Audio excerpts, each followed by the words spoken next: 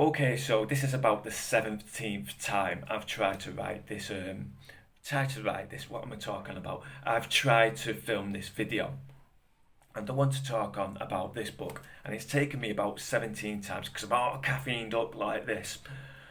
But so I keep slurring my words and having to delete my videos and start again. But like I said before, I want to talk on about this book. But what I'm really probably going to do is talk a load of gobbledygook. And if this was a game of Russian roulette and there was a square in front of you that said this guy is going to talk on a load of rubbish, put all your chips on that square because that's probably what's going to happen. But yeah, I want to talk on about this book, but how it relates to the book which I'm writing. Now, I will go into what this book is and what it goes on about a bit later on. But it's called The Forbidden Game by Rylance. But my book, and this is a working title because it's far too long, is called the Geographical, the, oh sorry, the Phenomenal Geographical Spread of Rugby League in the British and Irish Isles. Now, I think the first thing that has to be said, if you're talking on about the history of rugby league, you cannot talk on about it without talking about what shamanism is and without explaining what shamanism is. Now, what shamanism is, in a very abridged version, is the fact that the middle class bodies, or in this case, because we're talking about rugby league, it's obviously rugby union, used to pretend that they was amateur, and the fans, the supporters, the people in the press, the politicians, and the players used to pretend to believe them. So I'm someone who likes to dot his I's and cross his T's, so I don't want to just come out with a claim like that.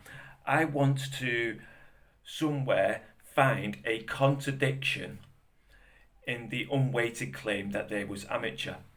Now, obviously, because my book is about the history of rugby league in the British Isles, I cannot give a British example because I will just be recovering that when I go back, because I'm going to have to talk about this first and then talk about the history of rugby league. So I will only be revisiting that in later chapters. So I'm going to have to go elsewhere, and that's where this book comes in. And I'm going to have to go to France. Well, that's where I've picked to go to. So, like I said before, this book is called The Phenomenal Geograph. That's the title of my book. The Forbidden Game by Rylance, and it's about Rugby Union's collaboration with the Nazi Backed Vichy Government back in the 1940s. So I'll just read the description. The phenomenal rise of rugby league in pre-war France and its scandalous obliteration by the collaborist Vichy government qualifies as one of the greatest stories never told. Corruption, brutality and shamanism had plagued the world of orthodox rugby when rugby league made its first appearance across the channel, bringing with it open professionalism and a new, dynamic sporting spectacle which delighted the public. Only 6 seasons later, the Rugby Atres, which is the French for rugby league, the troublesome upstart was wiped out by a conspiracy which counts as one of the most extreme examples of one sport's hostility towards another, a victim of the shadowy rugby union figures who start the newly opened corridors of power at Vichy.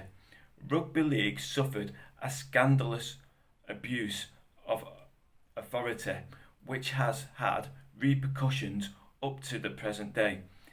In this book, the full story of French rugby league's tragedy is presented to a British audience for the first time. Now that an official government inquiry is being conducted into France's dark past under Vichy regime, Mylance's research conducted over many years is both a timely testament and a masterly account of one of sport's greatest injustices. So that's what this book is about. And how I've used it for my book is that obviously I'm going to go to France to prove Shanitism, and I've done that by talking about the history of rugby union in France from when it first started up until 1931. Now, the reason I picked 1931 is that was the year where they was banned for being professional. So we've got all the British rugby union bodies claiming that the French were professional, and also at the same time we had the French admitting that they was professional as well, because it was 1931, the same year which they got banned, when Marshall Labourer, of the chairman of the US Perpignan team, which is now USA Perpignan, said, "In order to keep my players amateur, I have to pay them twice as much as the professionals." So it was really unprofessional of me that, but I'm not professional, so I sort of get away with it. But so I use this period in time, and I look how the home unions fared against them during this time. And what we see is that the home unions absolutely battered them during this time, where they admit that the French were professional, and when the French admit also that they was professional. So that's my contradiction in their claim that they was amateur, because there's no way, for example, the Welsh beat them 95% of the time in these 21 years. Now, there's no way whatsoever that a amateur side could beat a professional side 95% of the time in a 21-year period. It's just not possible. And then the second chapter is going to be about how rugby league was introduced, and then the third chapter is going to be how Shanitism was used to attack other sports. So in the third chapter, I'm talking on about rugby union's collaboration and how they got rugby league banned by using this definition of, not definition, but this it's an equivocation fallacy. When I go into it a lot more, of Shanitism. Now, when I first read this book, I didn't really like it, and I didn't really like it because I found it quite difficult to read because I'm dyslexic, and it doesn't really go in chronological order. It sort of staggers, so it will go from like the 1800s to 1930, then the next chapter will start from 1910 to 1950 or something like that. And I found it really difficult to read. But now that I'm writing my own books, I sort of realise that it's really difficult to go in chronological order. And I've started to appreciate this book a lot more.